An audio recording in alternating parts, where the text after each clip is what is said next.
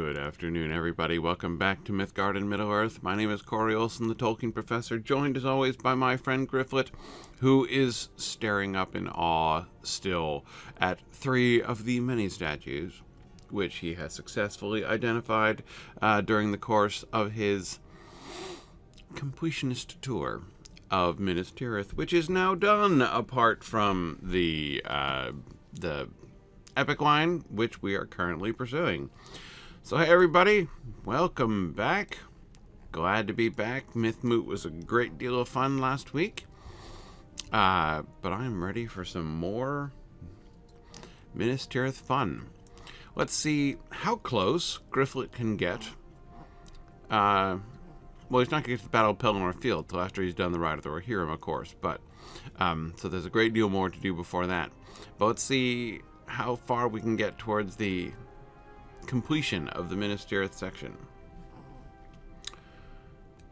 For now, we're headed out towards Ingold. All right.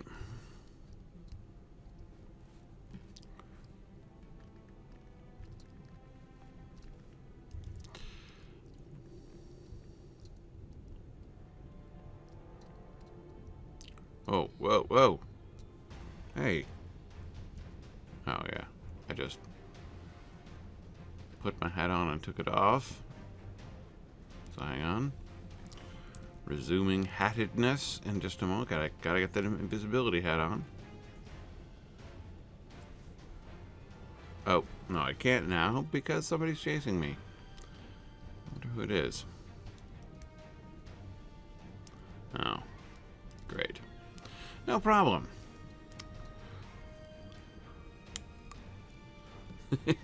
Does Gandalf's staff get broken before then? Phil says, trying to cause trouble. No. Of course. That would never happen. Who would even think to do that? Right? I mean, having Gandalf's staff be broken in the middle of the defense of Minas Tirith? I mean, come on. No one would do that. I can't think of a single person who would be so utterly tone deaf to the text that they would add that to an adaptation. Fortunately for all of us.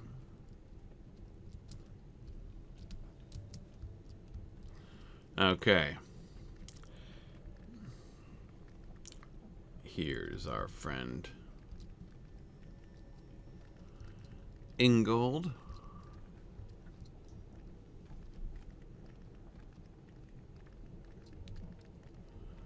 Of course, I could have just stable mastered here.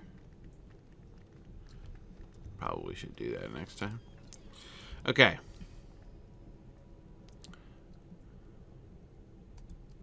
I cannot return to the city just yet. I have disturbing news. Oh, disturbing news. It enforces my desire not to leave my post until the last possible moment. There is a second army, Gryfflet. I think this second Mordor host crossed the river at Caer Andros, though I cannot be certain. None of my scouts have made it near enough to the island to see in whose hands it lies. I await word from my man in Crithost, Barathant, but he has not returned yet. I do not know if he still lives. I do know that orcs, wargs, and a strange group of Easterlings have overrun the plain of Talathanor. Yep, well, we've dealt with this, or at least we've acknowledged it. It is this last that gives me the most concern. They are called Suhalar, and it is known, and little is known of them. If you can defeat these new foes in Talathanor, we may learn how best to face them. And I ask that you then look for Barathant in the town of Crithost. Once he returns, all of us can then return to Minas Tirith. Man, if I had a nickel for every time somebody sent me to go kill a bunch of the Suhalar on this plane.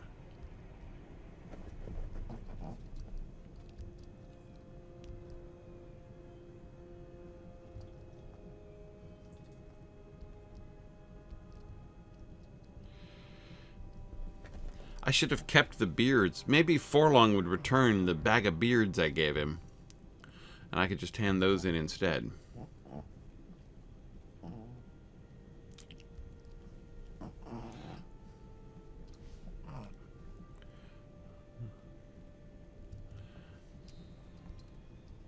Okay, alright, let's see. There's the, can I just get in this way? I think I can. Alright. Okay. Just gotta sneak around and get...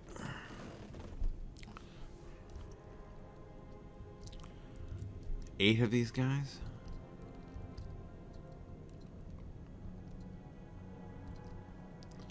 Alright.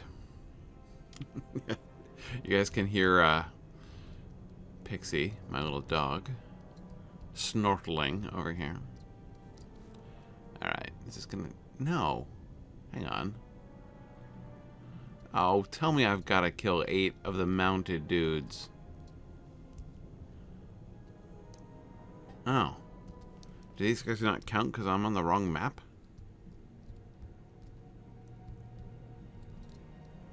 Alright, hang on. I see. I crossed over the Rammas, which I don't necessarily want to do. I got it.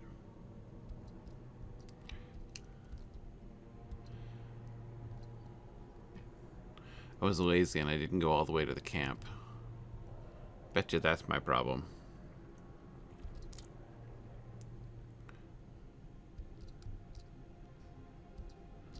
Okay, y'all probably count, right? Yes, you do. Hello, 2 guards at this gate. How many times have I killed you now? 4? Maybe? I'm having some lag issues here.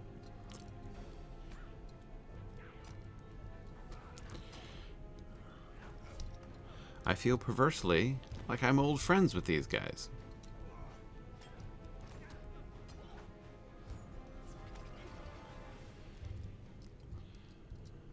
Okay. No problem.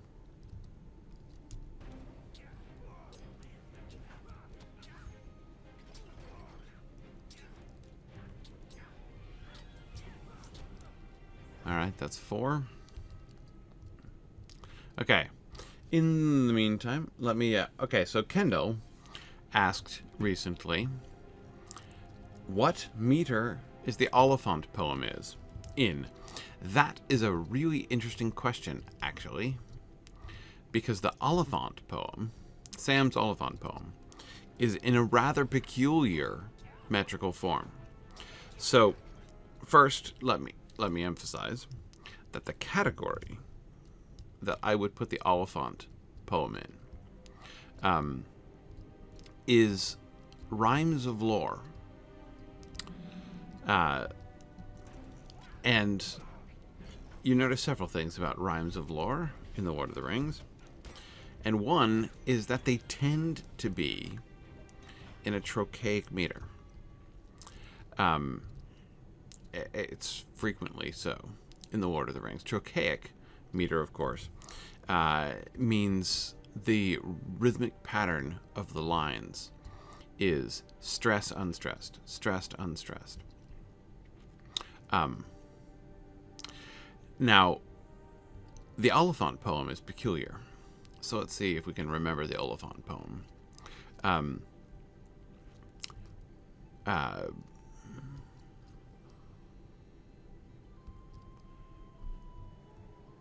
Big as a house.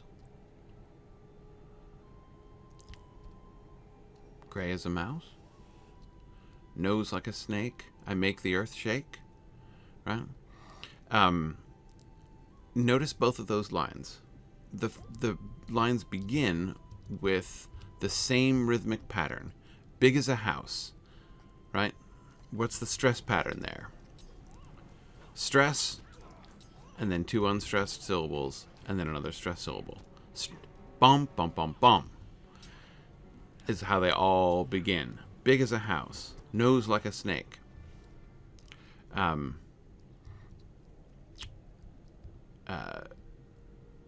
Oh, good. Oh, sorry, I'm done here.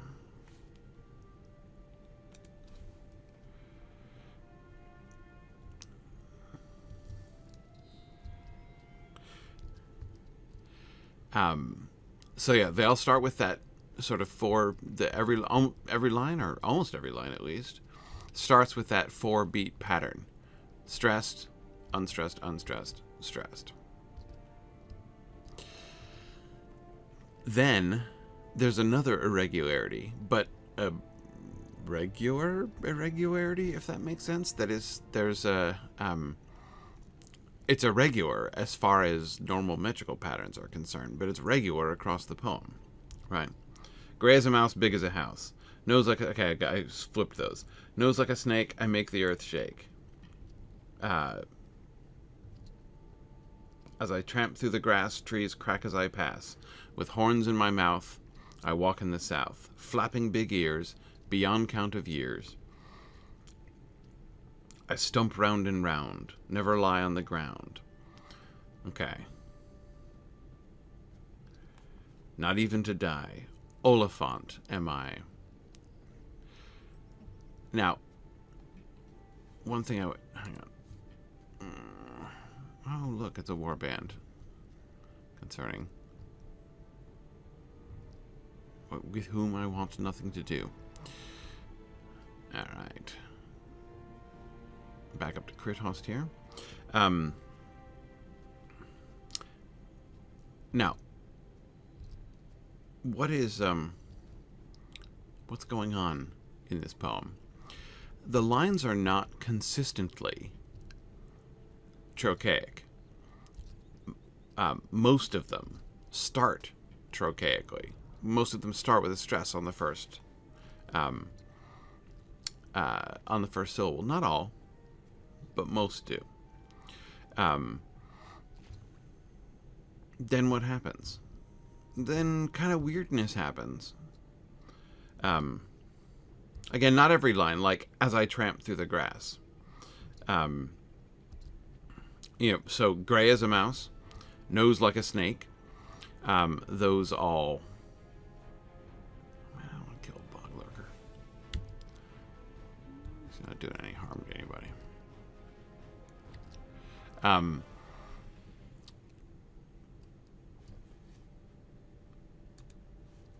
Okay. Yeah. Gray as a mouse. Nose like a snake. Biggest of all. Huge, old, and tall. Now, again, there are variants to this, right? As I tramp through the grass. As I tramp, so that does not start with a stressed syllable, right?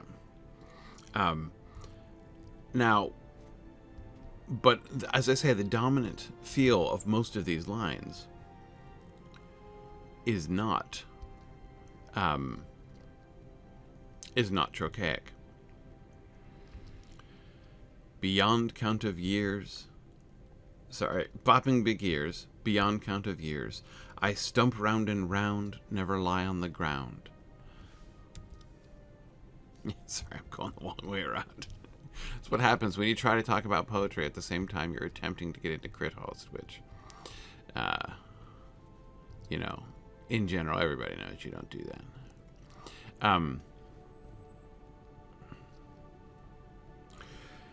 Well, I'm not sure that's true, Phil. There's more than one stressed syllable per line. So like flapping big ears. That's the pattern that I guess that's the most common pattern for the. So, well, first of all, back up a minute. The first thing you notice, and one of the things that the poem primarily insists upon, is that it's in two halves, right? Each line is subdivided into two half lines, and those two half lines are emphasized by the fact that we get the internal rhyme. The rhyme scheme of the poem is... Oh, there he is. There's our friend. The rhyme scheme of the poem is all internal rhyme, with the lines at the first and second end of the half lines, right? Big as gray as a mouse, big as a house. Nose like a snake, I make the earth shake. Right? All of the rhyme is internal to every line as we go through, and that rhyme scheme emphasizes the two halves of each line, right? You'll notice, though I was sometimes flipping them around when I was trying to recall the poem from memory, what I kept doing was recalling, I'd recall half a line, and that would enable me to remember the other half of the line, right? Like you were just watching that happen in real time. That's why I was trying to remember it instead of looking it up. Because that kind of thing is a mnemonic guide, generally. You can see how it makes the poem easier to remember.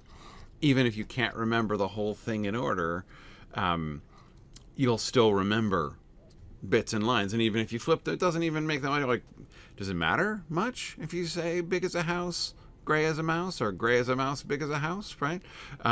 But one helps you remember the other. Anyway,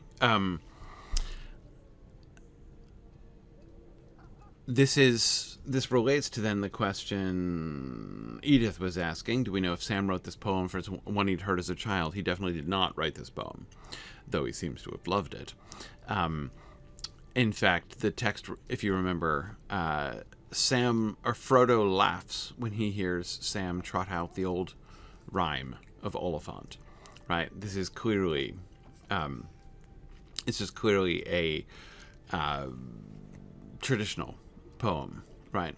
An old poem that many hobbits learn as kids. Anyway, hang on, let me get Barathant here. I am alive, and I still possess the fighting spirit. I will not retreat to Minas Tirith until the very last moment, and you will not be able to convince me. It is futile. Much of my family evacuated Minas Tirith and went to the Vale of Tum Lodden among the last few wagons, but my brothers remain in the White City. I can still slay wargs and their riders in Talathonor, and every foe I dispatch means one fewer to menace my brothers.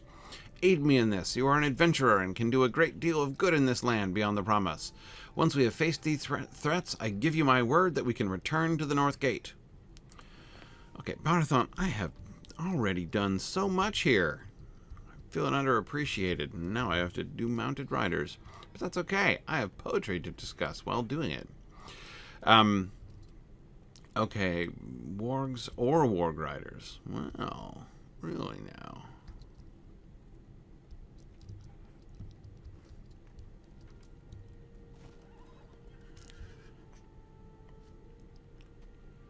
Alright. Oh, if we must, we must. Okay. So, as I say, the rhyme scheme points very clearly to the half-line structure of these, right? Now, look at the metrics, what the metrics are doing as well. Look what the sound patterns are also doing, right? These also are, let's see, here we go.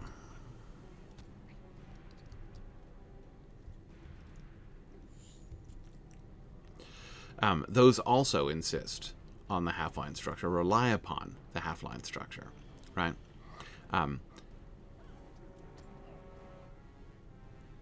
Gray as a mouse, big as a house. We have... Oh, come on, where's this stupid work?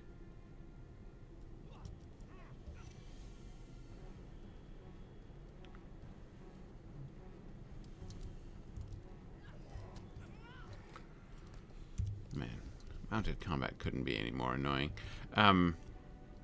Okay.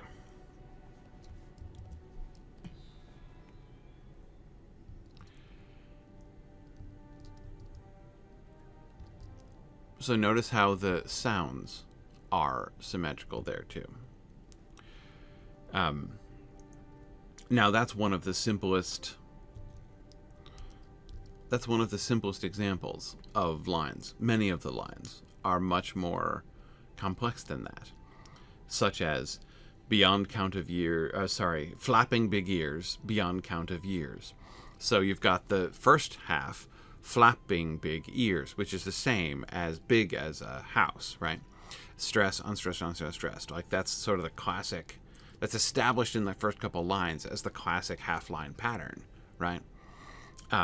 Flapping big ears, but then we get beyond count of years. Little slight variant in the fact the word beyond at the beginning has an unstressed syllable at the front, right? So, but it's still basically the same pattern.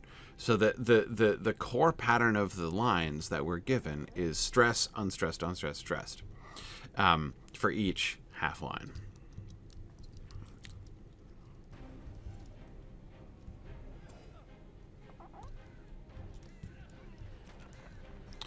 Okay, here we go. Another stupid warg. There are greater and lesser variants to this as we go. My sidekick is getting uneasy here. Okay. But that's the basic pattern. It's an odd pattern, as I say. And I think actually that the lines tend to shift towards a more iambic feel.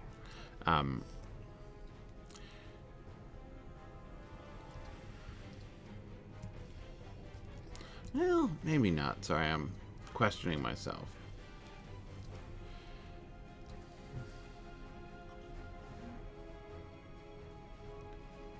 Come on, stupid warg. You running away?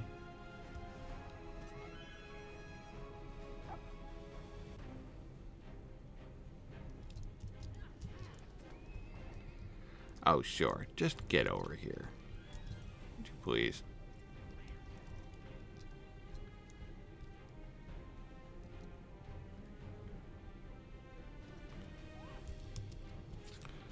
I hate mounted combat so much.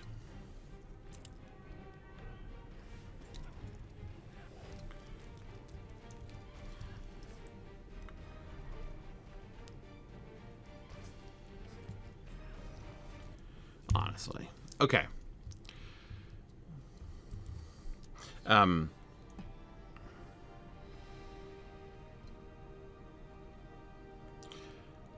right.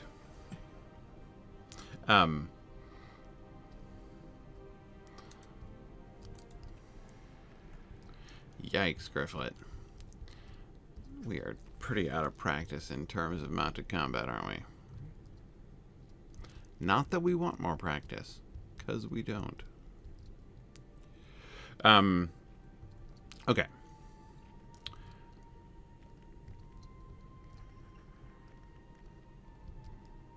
So I'm looking back at some of the other lines. Hang on, Gryfflet. Stop rubber banding for a second.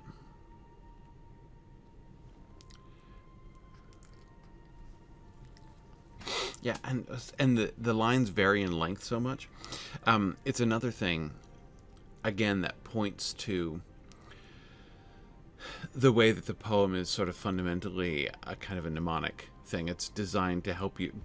Rhymes of lore exist in order to help you remember stuff. That's the whole point of putting it in a rhyme, right? And the way in which the irregularity of the metrical structure of Oliphant is interesting, in part because you like the half line doesn't even matter so much. That is think of the whole poetic line. They're not thinking in terms of a meter for that line. They're thinking in terms of, what matters is the sort of the end rhyme. It's almost like Anglo-Saxon meter, alliterative meter, which the number of syllables doesn't matter as long as you have the alliteration on the beats, right? But I mean, think about the difference between the lines "gray as a mouse, big as a house," and lines like "if ever you'd met me, you wouldn't forget me," or "beyond count of years." Sorry, I stump round and round, never lie on the ground. There's a lot of variation there.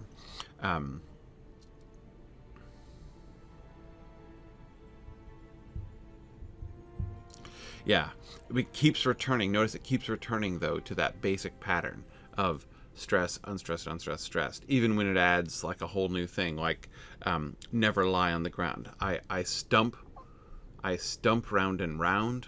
I stump round and round, which is odd. And then never lie on the ground. But notice lie on the ground, again, returns to that basic stress, unstressed, unstressed, stressed, even though it has a whole extra word in the front, a whole extra trochaic beat, foot in front of it.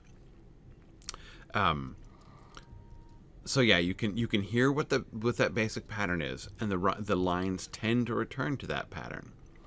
But they care more about that than they care about the length of the line. As I say, I do think, the more I'm looking at it, if you never do, you won't think I'm true. But old Oliphant am I, and I never lie.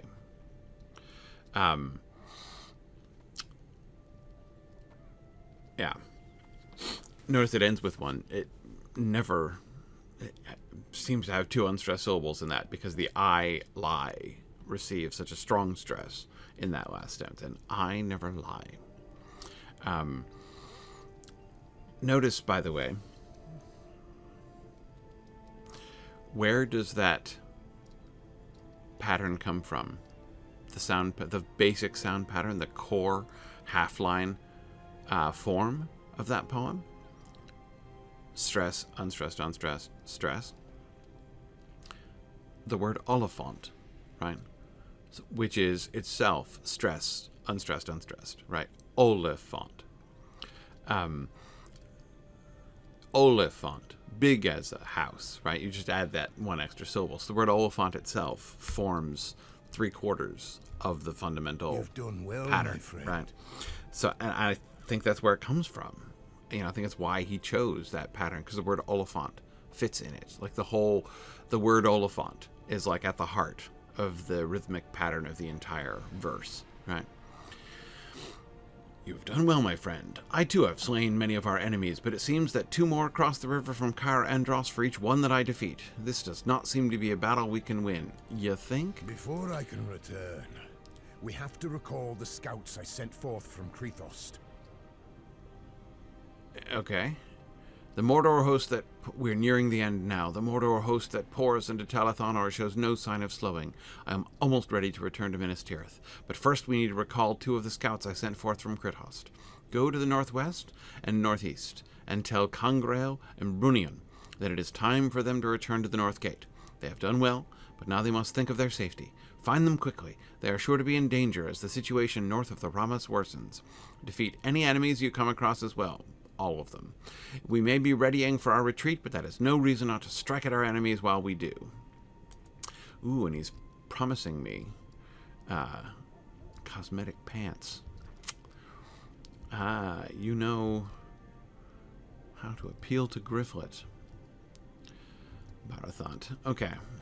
We are looking for Congrail and Brunion, huh? Both across the river.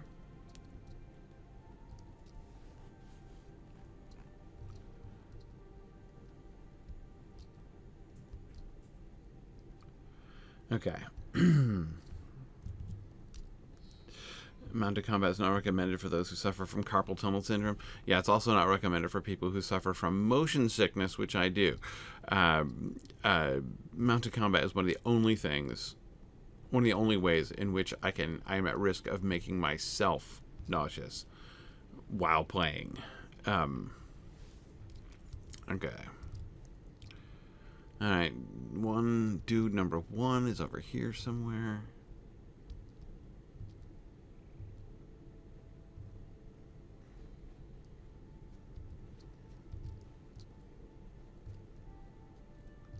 Where's he? Hiding in the... Oh, here he is. Hiding by the rock. I wonder if he's going to give me whole separate quests himself. That seems unlikely. Hey there, Congrail. Urging retreat. Oh. That's it? Okay. An unexpected reprieve.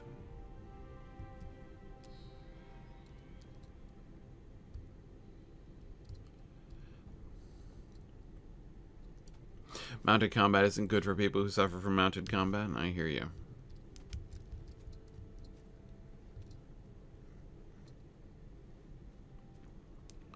Alright, let's see. The other dude is over here.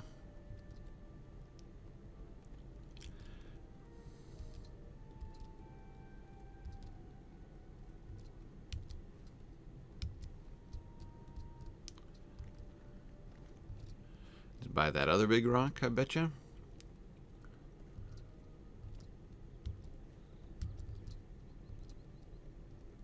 Yep. Yes, indeed. Huh. That Warg Rider must be blind as a bat. Yeah, don't mind us. You just wander past, huh? This is not the Gondorian scout you were looking for.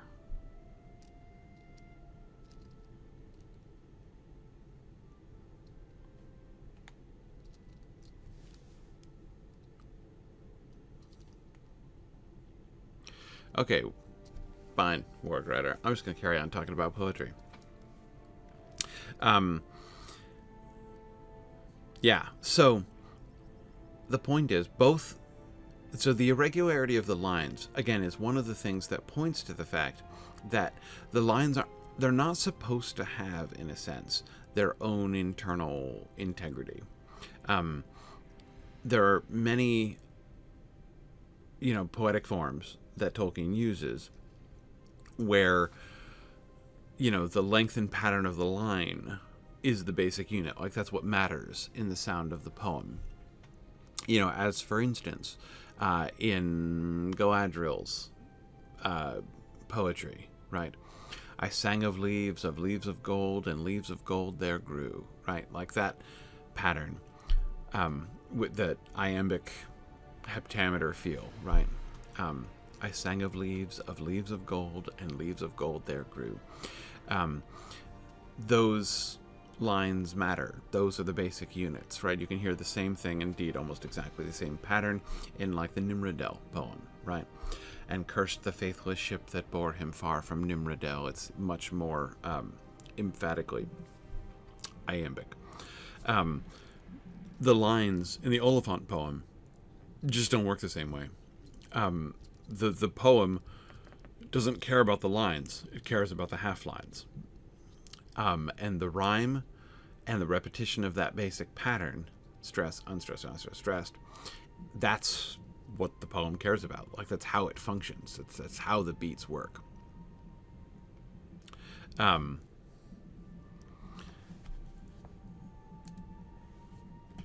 right. Up ahead, I see some unmounted enemies that I could fight.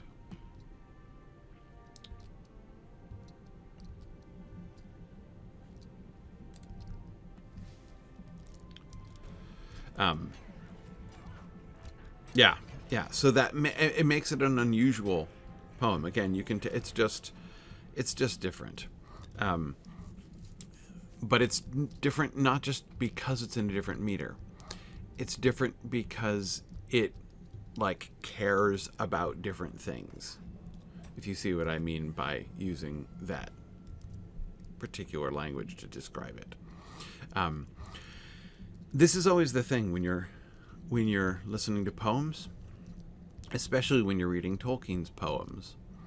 He is very sensitive to, is very careful with the sound of his verse. And all you need to do, you don't have to know a ton about poetry. You don't have to be an expert in poetry. All you need to do is just listen for that kind of basic pattern. Right? And you can hear it in the Oliphant poem. You can easily hear it. The rhyme scheme draws your attention right to it. Right? Tolkien wants you to hear it. He's not just talking to experts, right? He wants you to hear it. And he makes the rhythmic patterns fairly readily discernible, right? So that you can follow along at home.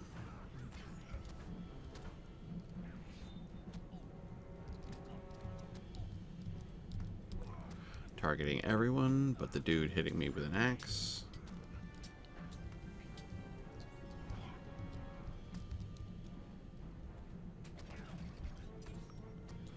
Okay.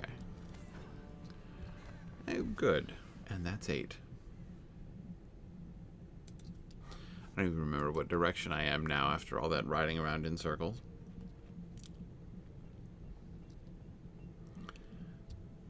Okay.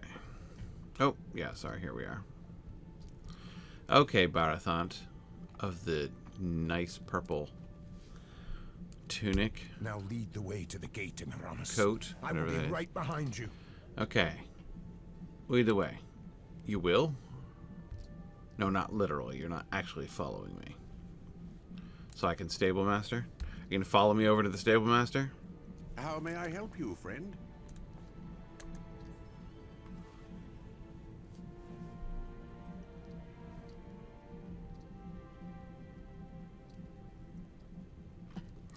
Anyway, notice the use of not only the trochaic meter but also internal rhyme is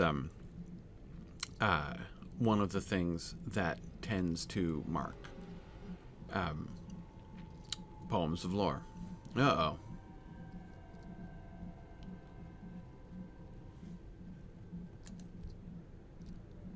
Can I? Yeah. Ingold seems to be having an issue out here. Hey guys, we thinking of like helping out or anything? Well, they do already have him outnumbered. Do you think it's not sporting to join in? Would I be rude to do it? Is this a training exercise of some sort? These were our two scouts, right? Yeah, this is Congrail and Bronian. And they brought a friend, and Ingold is helping. But 3-on-1 already seems like kind of a lot. What do you say, Ingold? Barathant is not yet returned. Some of the scouts have returned, and I'm grateful, for I have need of their weapons, as you can see. Barathant? No, I have not seen him. Not yet seen him. Did he say he was coming? I cannot wait long. If he is coming, he has to get here soon. Oh. Here we are. I see. So I get these two, and you get that one? You three get that one? That seems fair.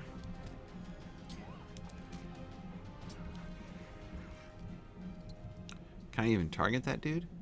I don't think I can. Nope. Alright, you got him. I'll wait. Oh dear. We cannot wait any longer. Ride! Ride to the city! Okay, we're riding to the city? Okay. Hey guys, we're supposed to ride now. Never mind. Ingold presumably will bring you.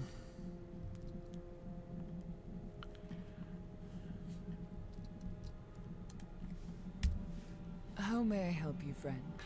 You could help me ride to the city. Maybe you should come too. The enemy is upon us. The Rammas has fallen. It's been fallen for some time. Ingold is just a stubborn chap.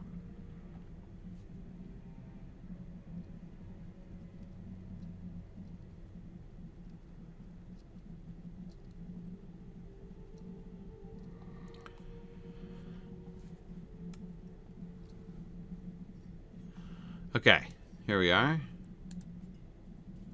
Am I just lagging on the quick mount? I am. Yikes. Okay. I don't remember ever, like, dramatically pausing like that. Okay, Prince Imrahil. Yeah, Northgate not going well. What can you tell me of the situation in Talatharno? You've already returned? I did not expect to see you so soon after your departure. You tell Imrahil about your encounter with the Orcs, Wards, and Suhalar Easterlings that occupied Caer Andros and have poured into Talathanor. A second force! It must be a pincer attack. Our enemy has been planning this for some time, and soon each host will close upon the city. It will make the triumph of Gondor all the sweeter when those plans are destroyed. Like your confidence, Imrahil. Okay, I think it's the Arnorian tree that I want, right? Hang on, gotta double check my current cosmetic set. I've got the, my helm and the shoulders. I just need the tunic and the pants, which I'm about to get, so excited. And I got the boots. Okay, after this, I just need the armor. Very cool. Minas Tirith will soon be encircled by our enemies. Time is short. Yes. Well, it's getting short anyway, but we must fill the hours or minutes that remain to us with preparations that will help us to survive the approaching onslaught. While you were surveying the situation in Talathanor, I learned of a handful of folk who desire your assistance with matters both large and small. Go to them and see what they need if you can. I specialize particularly in matters small. Mithrandir wished to speak with you at greater length about your encounter with the enemy commander in Osgiliath. Find him in the citadel atop the city. Arodor, the chief scribe of the council, was impressed with your work on his behalf and asked for you to speak with him in the Dome of the Sun on the 6th Circle. The council was waiting for Ingold to return to the city. Perhaps your experience beyond the Rammas Echor will be of interest to them. In other council matters, the captain of the Garrison has been trying to improve the morale of folk remaining in the city. Find Echadon and see what you can do to help.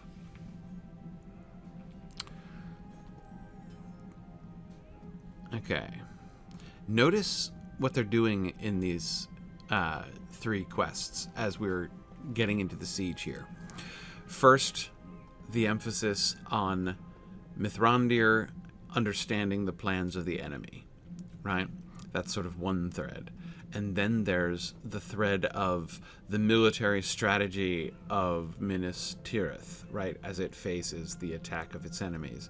And then there's the strand of the morale of the city, right? And all 3 of those things, Gandalf's plans and interventions, the city's strategic approach to the battle, and the morale of the city are all going to be of great importance as you move forward through the Battle of Pelennor Field, right? Okay. The Garrison dude, yeah, he's on the 2nd tier. That's what I thought.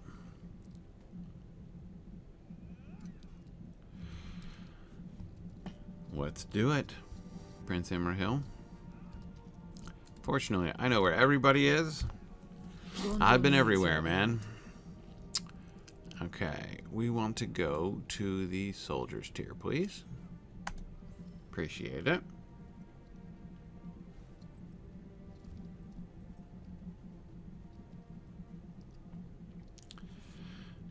I feel I only got 1 wave of mobs while waiting for Barathant there.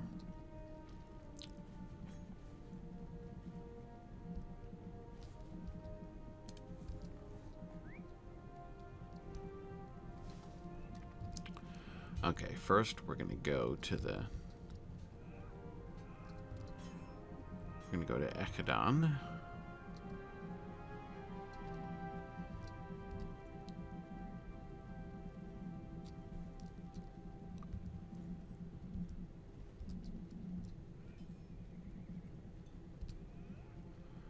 All right.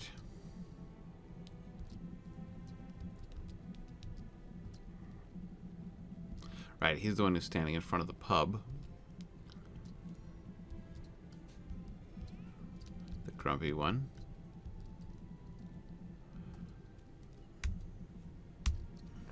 A group calling themselves the Withered Tree commits acts of cruelty in the city.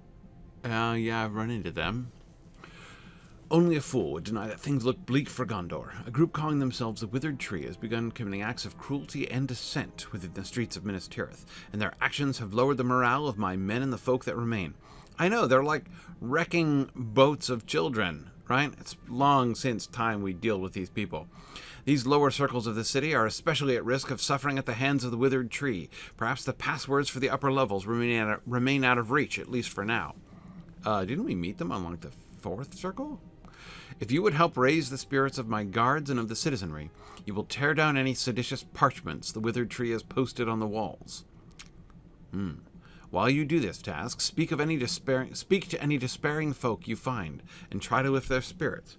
Hope may well be in short supply, but even a little of it may go a long way during the trials we will face in the hours ahead. 1st and 2nd circles, huh? Okay, I've got, 3 Withered Tree leaflets I need to tear down. Little posters, little Withered Tree broadsides. And then, are there only 4 despairing citizens that I need to inspire? Oh, okay. Oh, several of them seem to be right. Oh, dear. Oh, dear, look at him standing in the corner.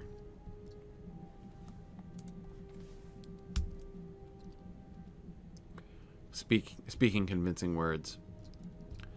Yeah, that's right.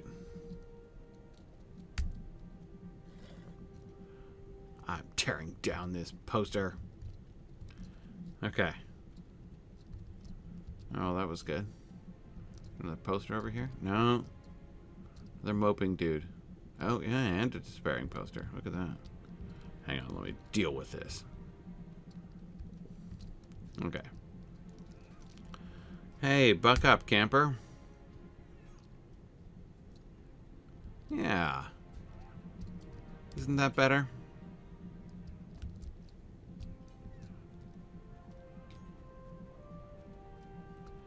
Well, you'd think he could have done something himself. There were so many things right here around him. But that's okay.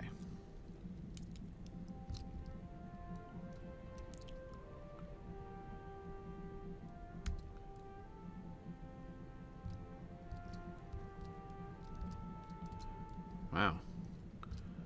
Let's confine myself to the first two circles and everybody's right here. No complaints. Okay.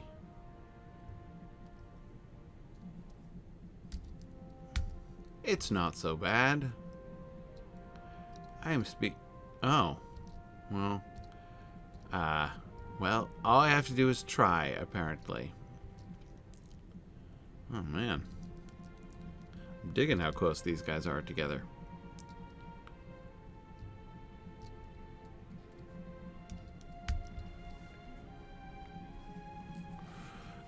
That's right. You will not despair.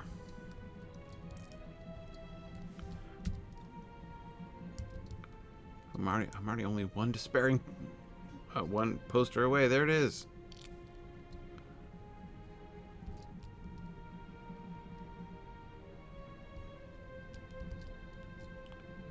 Okay. That was quick work, Gryfflet. Oh, hang on. Wait, this is important. Ooh, what's this present? A box of 2 essences? Okay. Yeah.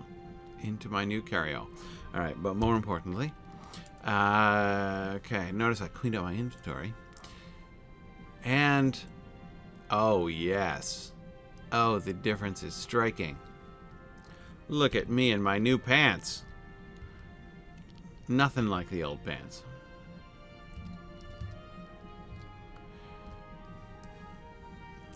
See, it's why it's been disappointing for a little while. In Dunland and Rohan, it was so cool to collect the local cosmetics. Here come the new pants. Same as the old pants. Some Yep. men in the garrison. You have done well to go inspire. listening to these whispers. Yeah, that's right. That's it. It's all too easy to listen to their whispers when there is little certainty that a new day will dawn tomorrow. We cannot listen, or we will give in to despair, and that only ensures that the dawn will be further off. Some men in the garrison have also begun to listen to these despairing whispers. Find them on the northern side of the city in the second circle, and speak words of courage to inspire them to go on. Perhaps tales of your adventures will help. Find them and stir their hearts to bravery, or they will be of no use to anyone in the battle to come. Alright, there's some unhappy people. Gryfflet must go and cheer them.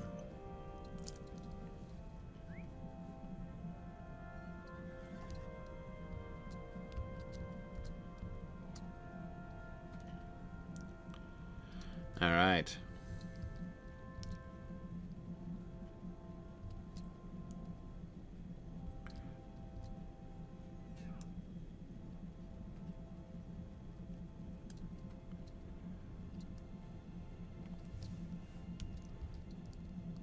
Way in the north part. Okay. That's fine. Better get a war question if we've got all this to do. Okay, no problem. Alright.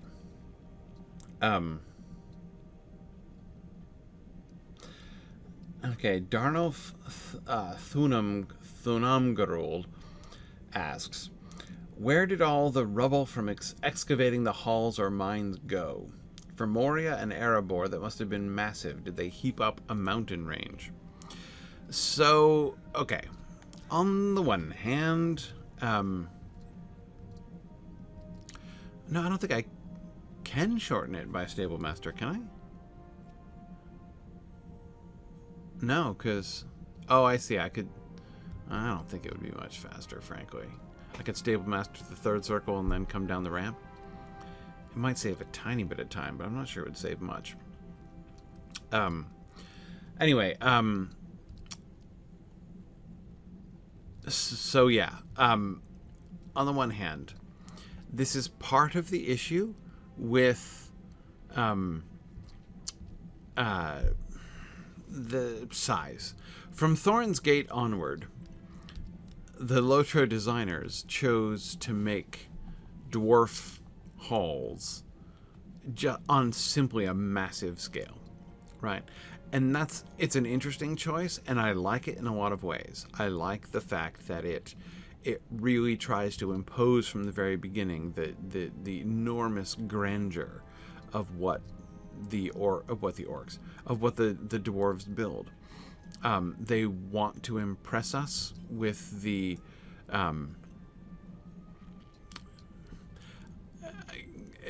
informed by the descriptions of Moria, right, of Khazad-dûm, and how impressive it is. They sort of take that as a model. Did I miss it? Yes, I did. They take that as a model, and they make the dwarf buildings just enormous from the very beginning. Are we up on the walls? I'm looking for disgruntled guards. Is that you? Yep. Yes, it is. Oh, disgruntled guards with names. I might meet them later. Kellanor. How can we hope to have victory? We have heard the news from beyond the north gate of the second Morgul host, and I was watching with my own two eyes when the Prince of Dol Amroth came back to the city with Faramir. The young captain's face was as pale as death. His father, the steward, lets none in to see him. He may already have died for all we know. You are an adventurer, but I would wager you have never been in this grim a situation before. How can we hope to have victory? Nay, not even that. How can we hope to survive? Oh, I've got some choices. Let's see. Which tale of my adventures do I want to tell? Oh, memories of the... Oh, hang on a second. I gotta dismount here. Do I want to tell the story of Gartha Garwin and the Red Maid? Well, I never got a chance to, study her cosmetics this closely. That is really freaky. I was able to study her a little bit more clearly afterwards. Oh, what else could I tell him? I could tell him about...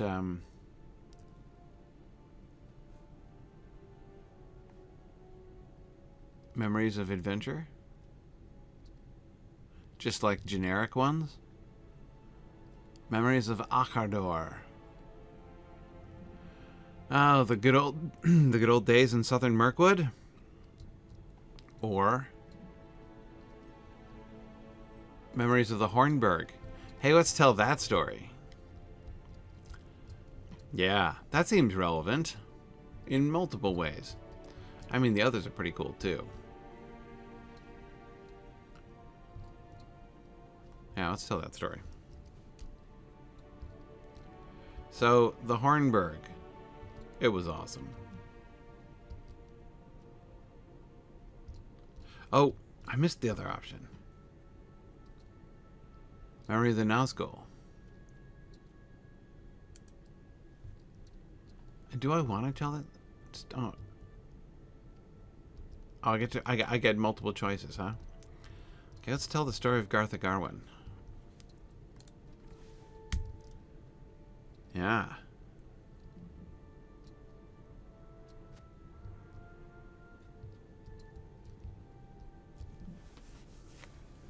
What do you think of those stories, huh? Kellandor. Can it be? Yes, you can find such courage as this. I do not know, Gryfflet, but I know that we will try. We are men of Gondor. We will not give up hope. Oh man, there's another story over here that I missed. Who's that? Oh, the memory of Mazarbul. Oh, man. Okay. We are men of Gondor. We will not give up hope. Not now, not ever. You've reminded us that even when the night is darkest, dawn must come in its ending, and we will banish even blackest midnight. That's why I was telling you the story of the Hornburg. You have my thanks, adventurer, for the reminder that courage can be found even when it is thought lost. No problem. That's it, huh? I had lots of adventures. I'm not going to ride all the way across again. Anyway, okay, so back to the dwarf question. I fear this will get worse before it gets better. No, you're probably right. But you're welcome for inspiring your men. We will stand against it for as long as we can, will we not? We will. With adventurers such as you aiding in the defense, we may stand a little longer than we might. I am glad for it. What do I have to do to get a cosmetic set of... the cosmetic breastplate to complete my set? Alright. Back to the stable master. Okay. Up to the Dome of the Sun.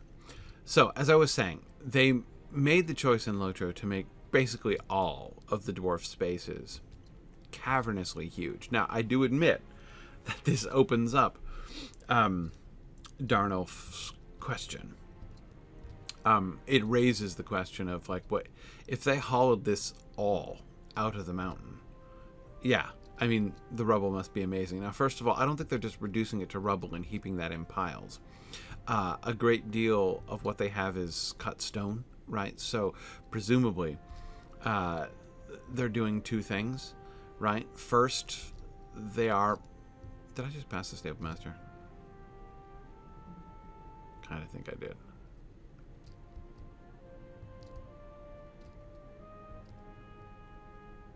Hello? Did I just pass it again? Oh, there he is. I don't know why I'm missing you. These are Take me up to the master's times tier, indeed. please. So, there are two things that I would remind you, that they're not just carving out the caves and then heaping rubble somewhere.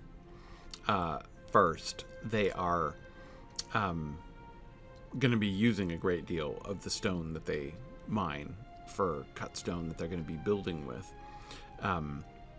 Second, there are obviously very, very large caverns that they're dealing with already.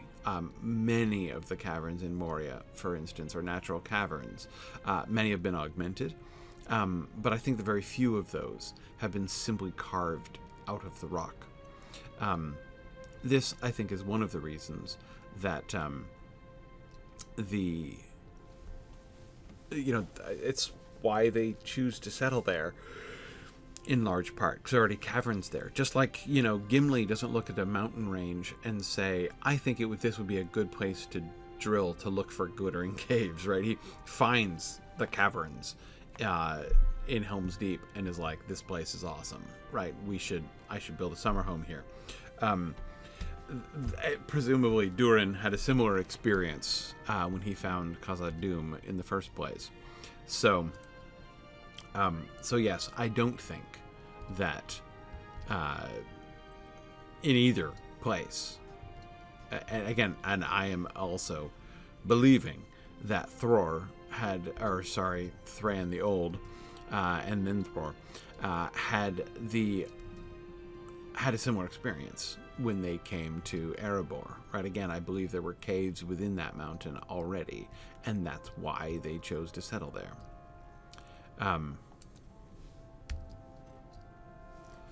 Yeah.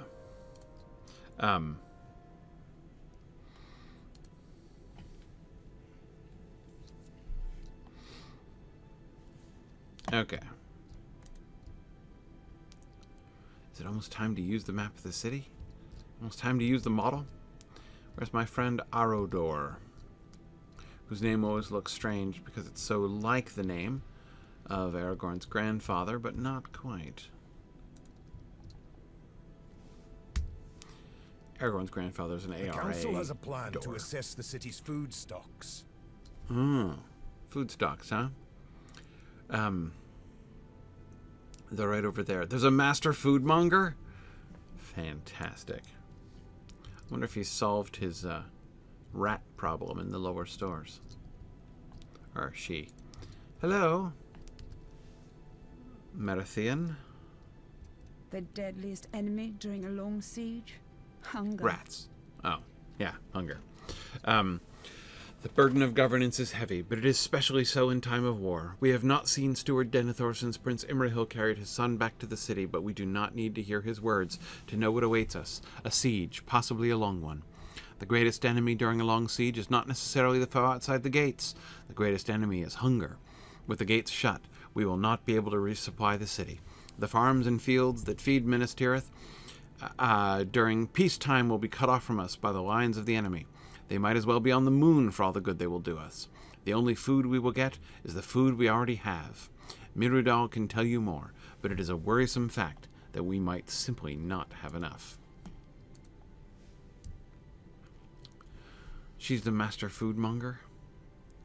That is an awesome title. These inventories will help us ration food during the siege.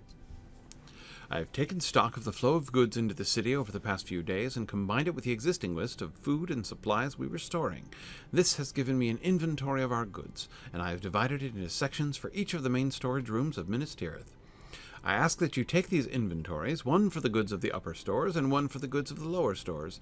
Speak to the guards outside each and show them my mark, and they will allow you inside. Compare the inventory with the actual goods and ensure that we have all the supplies we expect. Oh dear. Only then will we be able to properly ration, yes, the supplies of the siege, if the siege proves to be long. Okay. Well, that should be quick.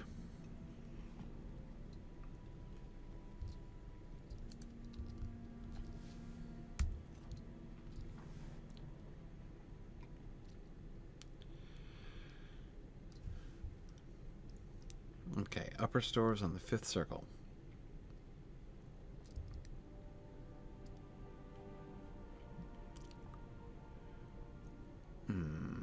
Hey.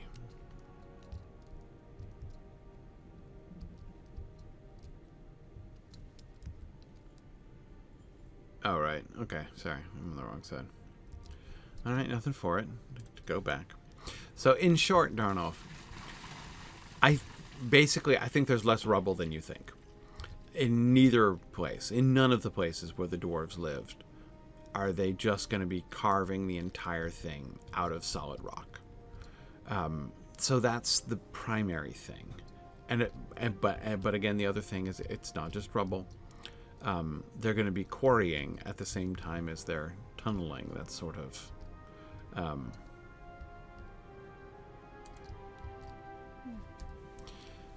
how it would work. Let's see, 5 is the sage's tier? Pretty sure. Okay. Alright. The breastplate will soon be mine. All I have to do is double check the inventory of the entire stores of all of Minas Tirith, item by item. Yeah. Is this the upper stores? Oh, well, that's the steward. Okay, here we go. Where's the dude I'm supposed to talk to? Around the corner? No. Oh, there. Hello. You are welcome to enter the stores, but remove nothing. On whose authority do you seek to gain access to the upper stores? Aye, that is his mark. You are welcome to enter the stores and compare its contents to your inventory. Okay, don't worry, I'm not going to steal from the upper stores.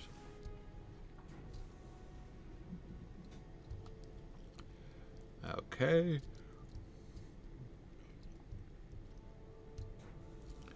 Go to the very back. Okay. Alright. Go to the very back and use the inventory.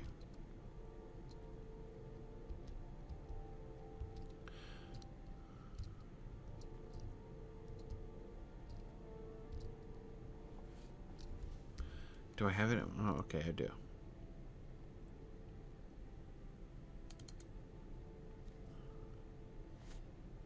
thorough comparison reveals that the contents of the upper stores are properly accounted. Okay. Huh. That's it, huh? Well, that took less long than I feared. Not gonna lie, I thought it was going to give me a list of things I had to go around clicking on, and that like rats were gonna jump out at me when I did that, and whoops. Took a wrong turn by the barrels there, Gryfflet. Oh yes, standing water. That's just what I would want in my stores.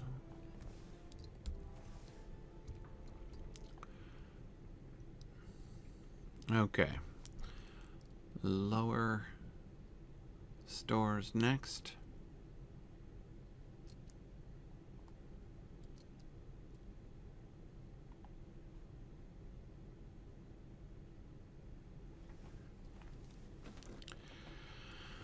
Oh man, my lag is intense today.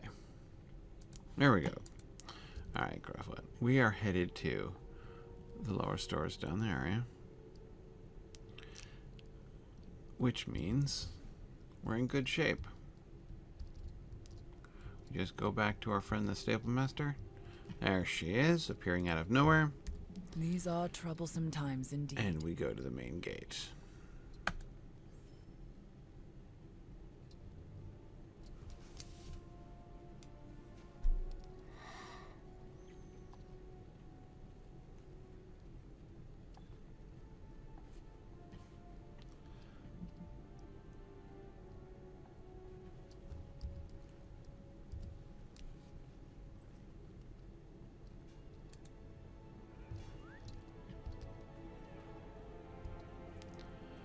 Alright, the lower store should be right up here.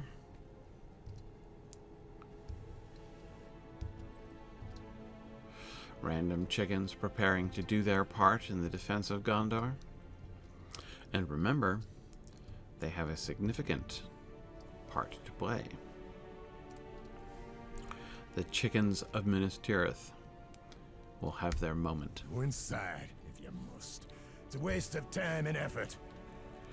I like to think, by the way, that the chicken I threw off the top, off the prow, is the one that's going to crow when the Witch King comes in.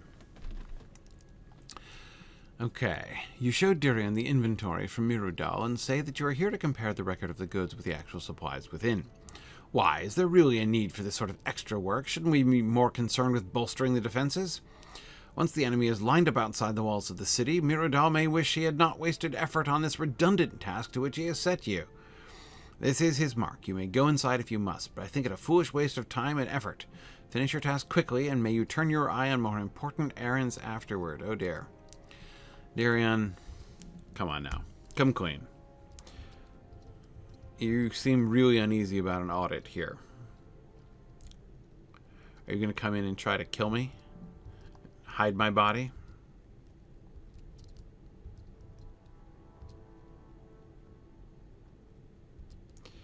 Okay. Alright, I will stand in the spotlight here. I'm sure everything's fine. Nope. Yeah, I was afraid of that. Time to go confront Dírion. So, Dírion, have you been giving extra food rations to Burgo and his friends? If so, no problem.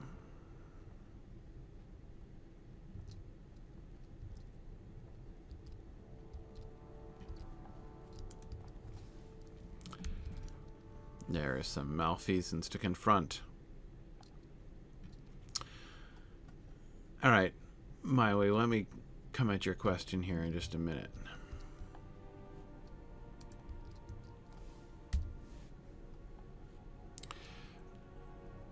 You tell Dírion that some of the food appears to be missing. I see. I should have mentioned this when you arrived, but I have had my suspicions for some time now that there might be a rat problem inside the stores. They must have gnawed their way in and spirited away some of the food. Yeah, I'm sure they took the whole crates and everything. You should tell Mithrandir. He may need to account for slightly lower food totals for the coming Yes. siege. Are you finished?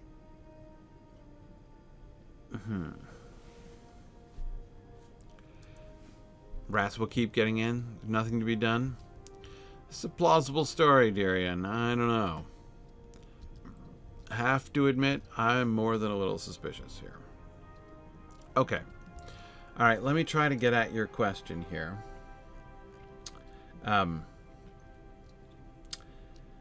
Okay.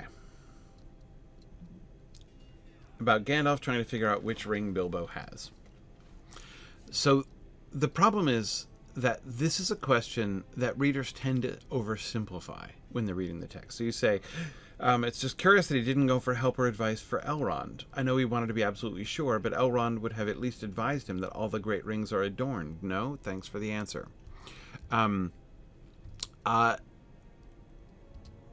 Has Elrond seen the One Ring?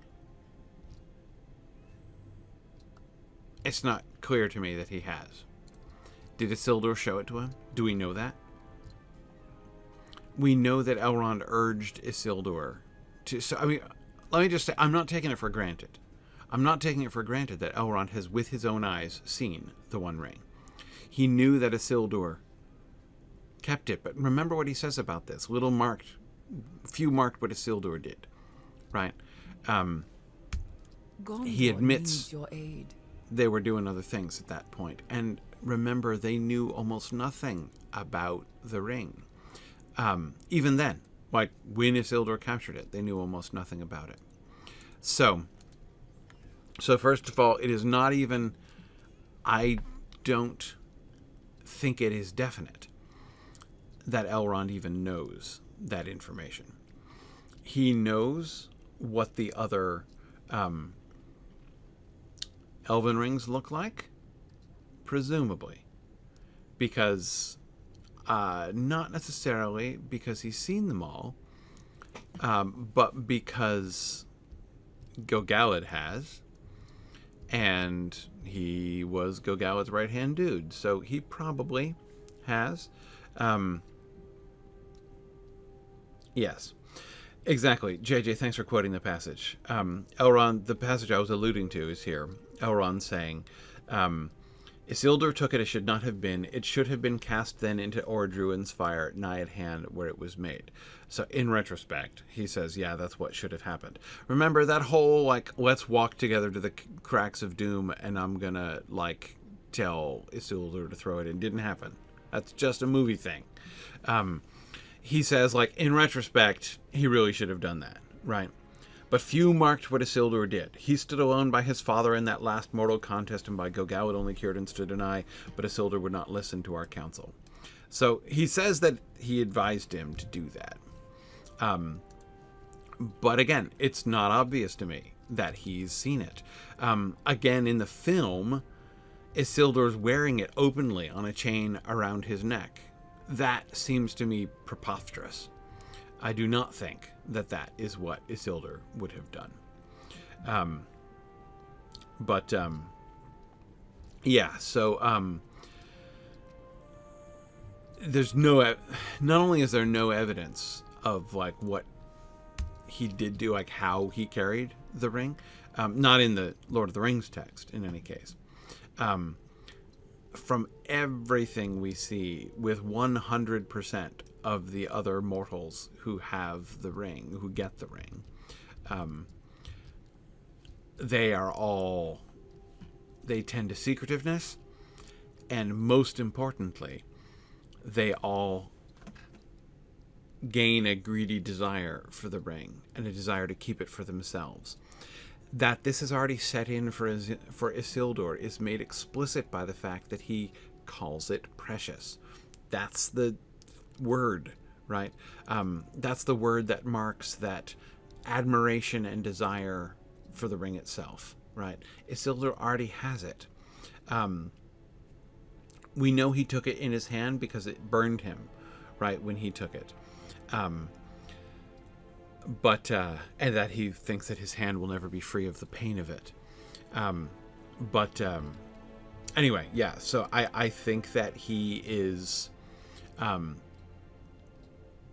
I think that he's keeping it. I think that he's keeping it where people can't see it. And I'm not sure that he's like holding it up and he's not, like taking selfies with it, right? After he takes it off of Sauron's body, because it's hot. He's not holding it, right? He puts it away. He puts it in a pocket or somewhere as soon as he gets it, because it burns him. He clearly took it with his bare hand because he talks about being burned.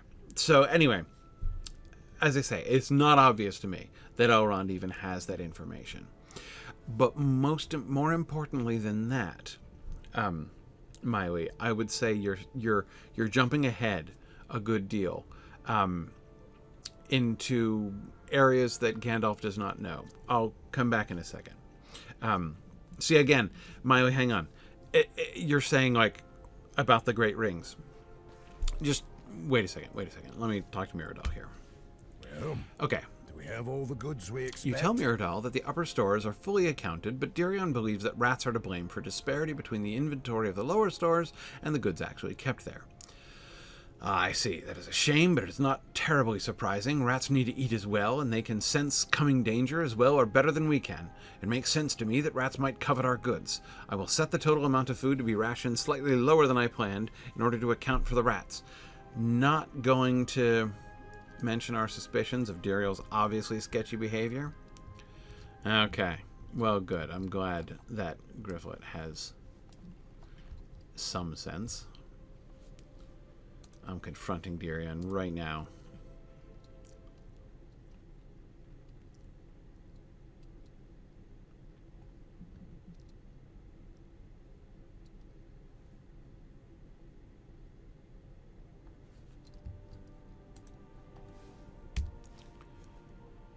Did you tell Myrdal about the rats? You tell Dírion that you do not believe his story about rats, and that you think he has been stealing food from the stores.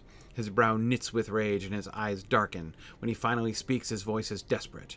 Have mercy upon me, burglar. I admit the deed. My family could not bear to leave the city, and when the order to evacuate came, they hid within the house, and they are there still. All right, this is their home. The deed.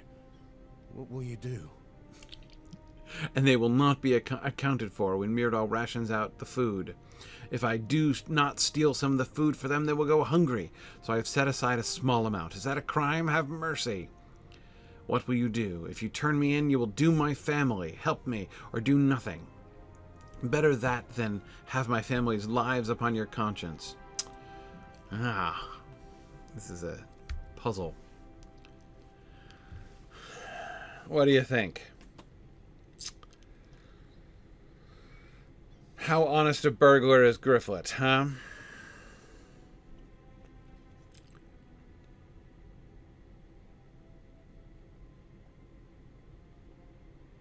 So on the one hand,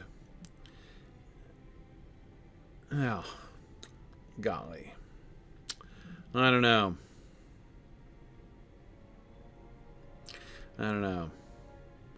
What do you guys think?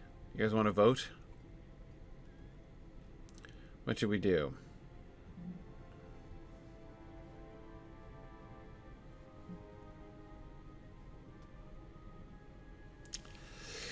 All right.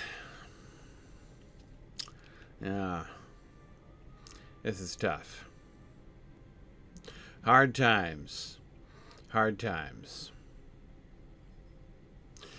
Well, let's go easy on him. You understand? Rewarded You with the have my jacket of thanks, Arnorian mercy. and that of my family. Huh? Okay.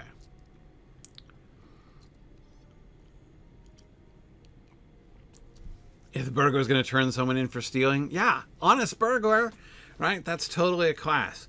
Gryfflet, I'm relieved you can see this from my point of view. You have my family's thanks and my own. If you can go to the Dome of the Sun and tell Myrdal that I will do my best to take care of the rats, I will be forever in your debt. Well, fine. Okay, so the long and the short of it is, I don't get a jacket of the Arnorian tree after all.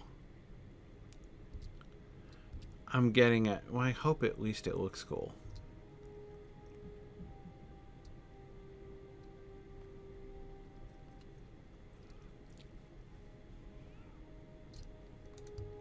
Okay. So, Miley, the primary thing that people... How may I help you, friend?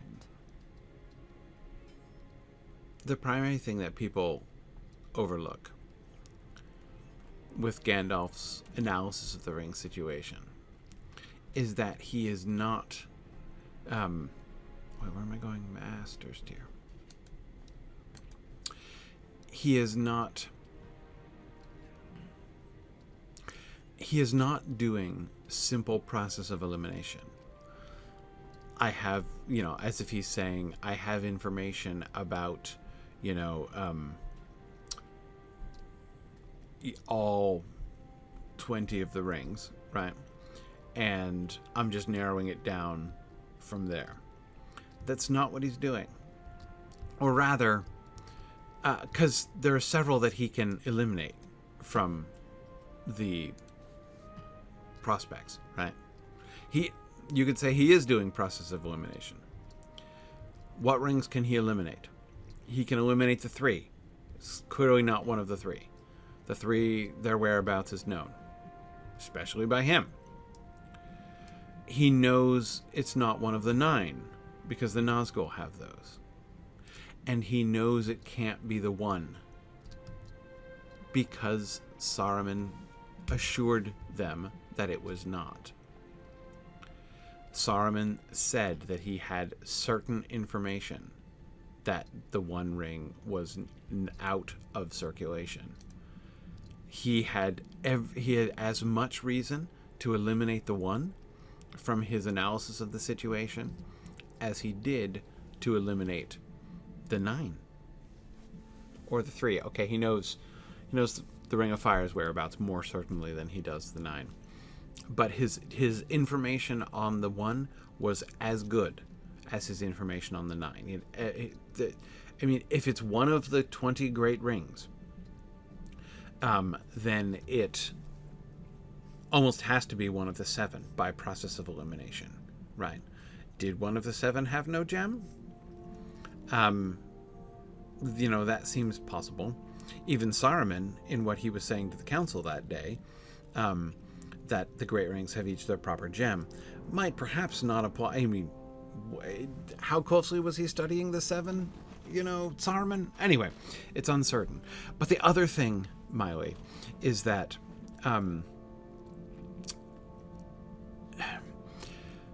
I do not believe that when Gandalf says it was a great ring for it gave long life, that he necessarily is saying it's one of the 20. Probably. It's hard because I believe that there are changes to Tolkien's concept over the course of the revisions, and there are some of those lines that are like remnants of the earlier times. I see. Very good. But Tell Dírion But again, city the and critical thing council that are people indebted forget to him. is that Gandalf knows. He knows that the One Ring is not in circulation. Saruman has pushed all of his chips to the middle of the table on that bet, on the lie that he tells to the council, in which he implies very strongly, like he says very clearly, he knows what happened to it. He's not just speculating that it rolled down the river to the sea. He knows that that's what happened to it. And he's the one who studied it. It's his job. This is his area of expertise, right? He knows as much about the Rings of Power as Gandalf does about hobbits and pipeweed. So Gandalf trusts what Saruman says. Why shouldn't he, right? Yeah.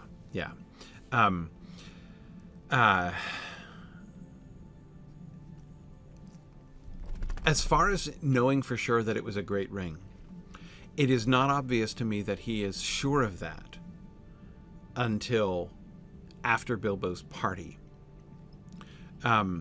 He says in retrospect that it was clear from the start that it was a great ring. But again, I think that's untrue.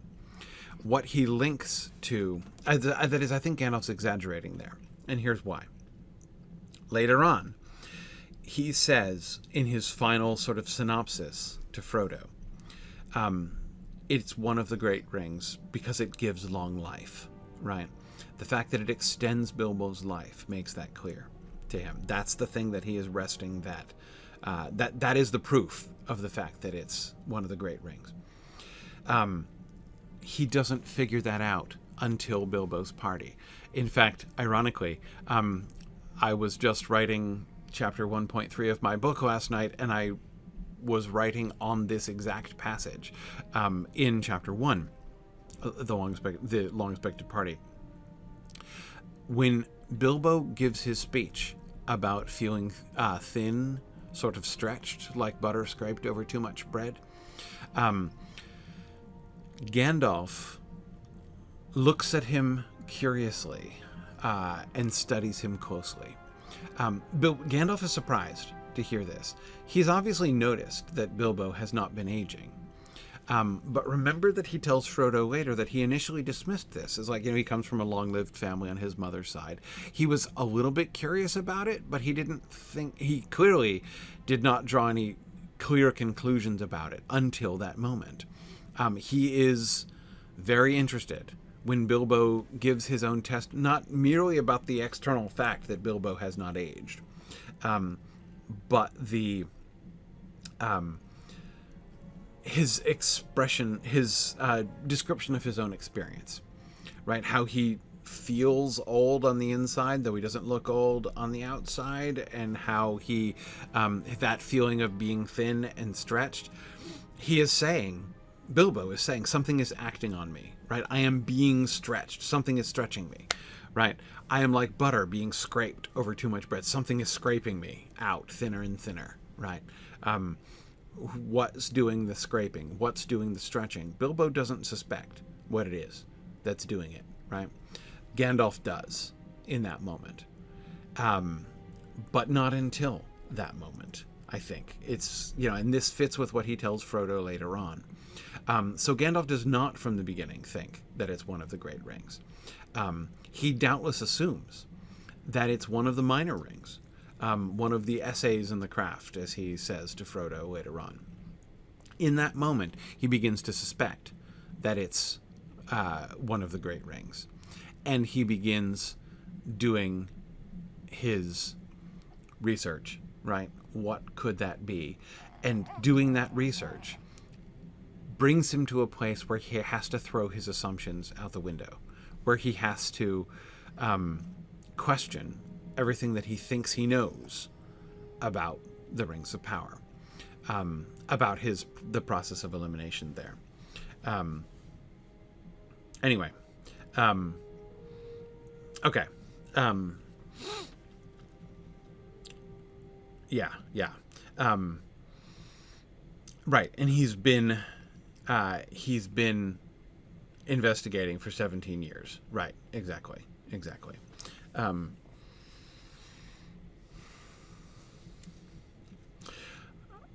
So, Lil Redhead, I think that is exactly the case. It's exactly the case that it's like one of those situations when you have inklings, but you keep making excuses until something finally breaks it and you see all the evidence. That's exactly it. And that is exactly the sort of situation you would expect in a case like this. That is, in a case where the person that you accept as the foremost expert in the world on this. So, like, just take this into a completely different context, right? Imagine you're a doctor, okay? You're a doctor and you're consulting the leading expert in the world on a particular disease, and they're telling you something about it, right? They've falsified their data. They're wrong, right? They're wrong and they know they're wrong. They're hiding something, right? They've falsified their data, but you have no reason to think. Why would you think this? This is the foremost expert in the world. Everybody knows that, right? And so you're going to take what they see. Now, you may notice some discrepancies, right? In your own observations of cases. You may, there may be things that make you think like, well, gosh, this thing, the standard wisdom about this thing it doesn't jive with my whole experience, right? But you're not gonna, plan A is not gonna be like, I'm going to start by, doubting and questioning the thing that is stated by the foremost expert, right? But the day will come when the evidence becomes plain, when something happens that makes everything click together, and you're like, holy cow, this doesn't fit. In fact, like, the expert must be wrong. Indeed, the expert must be falsifying because he's demonstrably wrong, right? That's how... that's this kind of situation that that Gandalf is in. And it's even more personal because this is also his boss, right? This is also the head of his order and the head of the council. Yes. Druid's Fire, exactly. There's the simple notion that you don't want to question the authority on a subject. You don't want them to be wrong. Exactly. Gandalf doesn't have his aha moment. It's not until Bilbo's party. This is the key thing. Gandalf, again, this is what I literally was just writing about last night in my book. Gandalf is on his heels through that entire conversation. When Bilbo starts changing in front of him, Gandalf is totally taken aback, and he's flailing around. And in fact, half of the things that he says to Bilbo in the first half of that conversation do harm, right? I mean, like, he is not tracking what's going on here. He is completely taken aback. He did not see it coming. He is shocked by the amount of hold that the ring has on him, and the way that it just, like, suddenly puts its, metaphysical hand around Bilbo's throat the way that it does. And this is what causes him to take forceful action against the ring, which he does. He has to exert his power against the ring. It's a sudden and unexpected exertion on Gandalf's part. But he didn't see it coming. He didn't know any of those things were relevant here, right? And it's that's the moment where he was like, okay. And remember, he reflects on this later on. This is what he says, that, things were done and said that no words, doubts were raised which no words of Saruman could allay, right? This is not just like Great Ring stuff. This was dark. This is wrong. Like, it smells like it could be the one. Wouldn't this be Sauron's own spirit that's manifesting here, right? This is the dark suspicion that Gandalf gets, but he's not had it until this moment. And it's going to be 17 years before he tells anyone about it, because he's still unsure. He's still investigating. Once you do suspect the world expert, you don't immediately go public with your first suspicions. You then start assiduously gathering data until you have an airtight case, right? And he hadn't built his airtight case.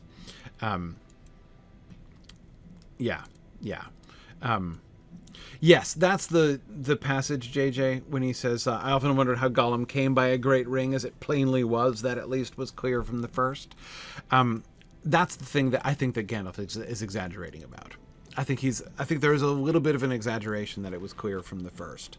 That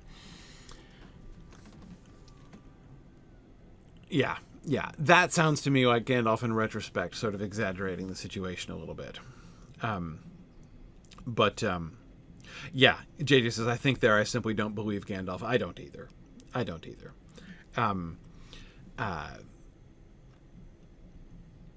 Again, it's not that I think he's lying. I think that he's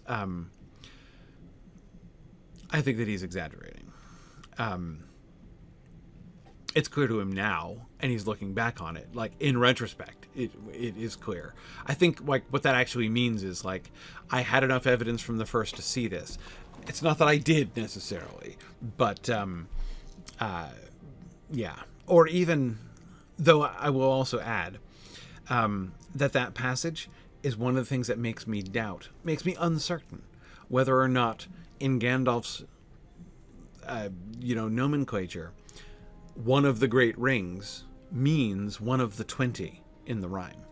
There were many rings that were made. Is it possible that his definition of great ring goes beyond those 20? That even what he calls the lesser rings are still... I mean, remember that he says that even those lesser rings were still dangerous for mortals, right? Is that the category he's talking about? That they're great rings in the sense of rings made by the jewel smiths of Eregion, by Celebrimbor and his folks. The 20 are the biggest and most famous, but there were others. We know that there were others. Does he consider them all great rings compared to, that is, rings of power that were made in Eregion? I think that it's very possible. And so I'm not 100% convinced that when Gandalf's, certainly in that passage, when he says that it clearly was one of the great rings from the first, it is obvious that Gandalf did not think Bilbo's ring was one of the 20 from the very start. Surely, again, even if he had been reasoning by process of elimination from those 20, he would at first have thought it was one of the dwarf rings. Don't you think he'd have acted on that? I mean, the dwarves thought that one of that Durin's ring was in Moria, under which Bilbo found this ring, right? And Gandalf is like, oh yeah, Bilbo has a dwarf ring that he found in Moria. I know that he knows that Thrain's ring was taken from him in Dol Guldur, but still, like, you don't think he'd have mentioned that? He didn't. Anyway, it's like, so yeah. Did Tolkien revise this part? Heavily, Miley, heavily. Remember that he was writing this chapter 2, as this was his reaction to when the idea of the ring and the ring wraiths first came to him, like what he does. This comes to him while he's writing the chapter, later to be called Three as Company, and when the Black Rider shows up, that's when he decides on the Ring of Power and the ring wraiths, and so he's like, I gotta go back now and tell the story. So he goes back and writes the Shadow of the Past, which didn't exist before, and he's making that stuff up as he goes along, right? And it was very different. The rings, there were way more rings. Place was lousy with rings of power back in the day. But anyway, this is even looking at it just from within world, I think that there's more uncertainty about what Gandalf means by great rings than I think it very likely that any ring of power, greater or lesser, made in Eregion. Greater or lesser is relative, right? Relative to the rings of power made in Eregion. But any ring of power made in Eregion could be called, I think, by Gandalf a great ring. Compared to, there are other rings made at other times, right? But the great rings, the rings of power, were the rings that were made in Eregion. Anyway.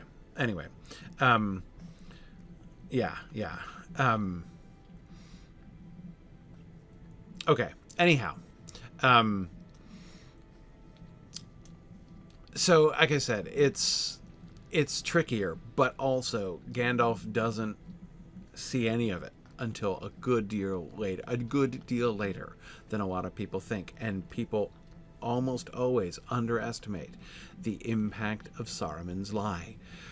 We don't meet Saruman as a character until we learn about his betrayal, right? His character and his identity as a traitor are simultaneous in our experience. We don't have the experience of knowing and trusting Saruman and then being betrayed by him.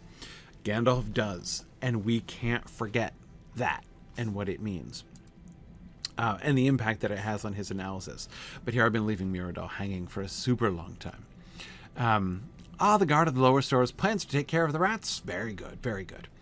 Okay. Perhaps his actions will help curb the gnawing little nuisances. Thank you for your help with this. No problem. Oh, everything's well, isn't it? Okay.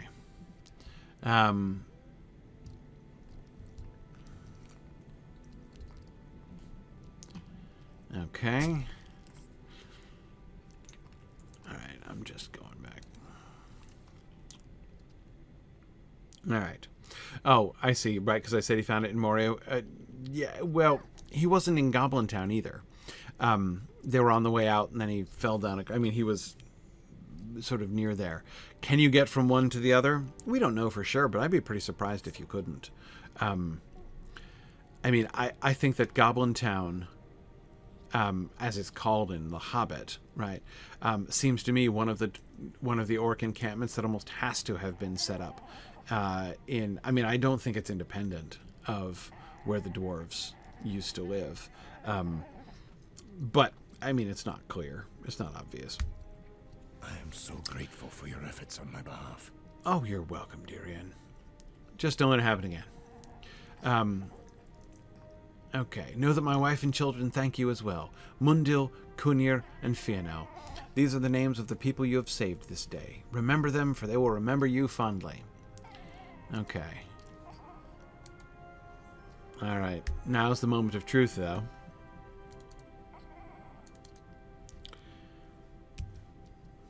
Do we get a cosmetic upgrade from the Jacket of Arnorian Mercy?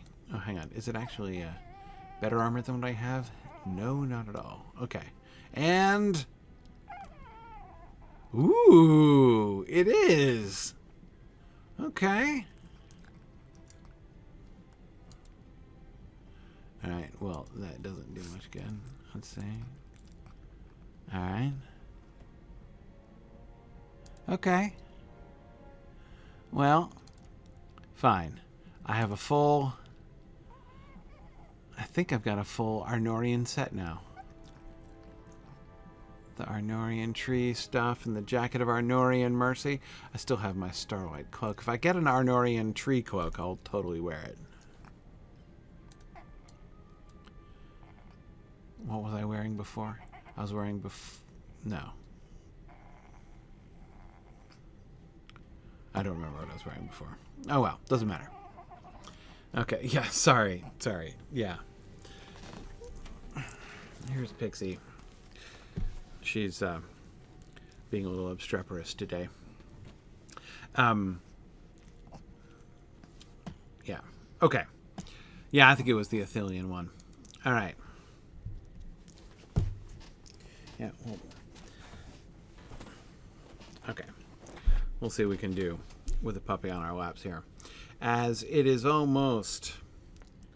ooh, it is time to go. Can we talk to Mithrandir? Maybe we can just talk to Mithrandir.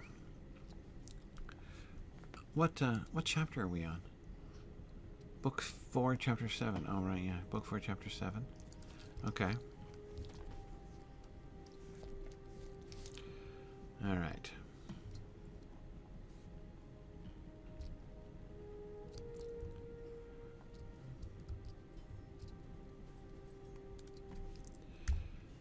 Gondor needs your aid. Yes, and I need your aid, Stable Master, so if you could show me your destinations, that would be good. There we go. Thank you very much. Let's go to the Master's tier again, and then this time we'll head up to the Citadel.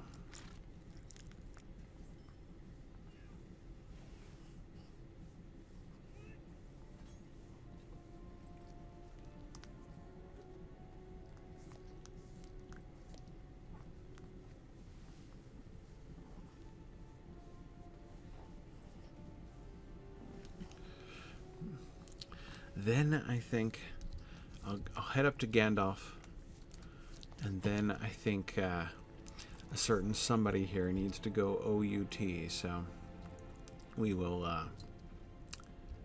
we'll see. But wait a second, did I go to the right place? No. Why am I here? Did I click on the wrong thing? Oh wait, this is not the Master's tier. Where did I go instead? Oh, These are troublesome times indeed. Master's tier. Master's tier.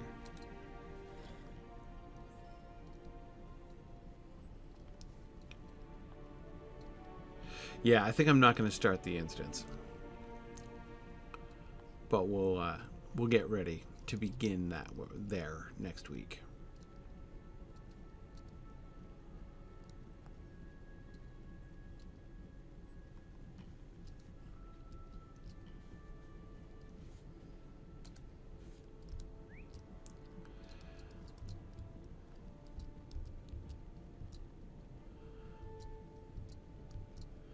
I still haven't been inside the Citadel yet.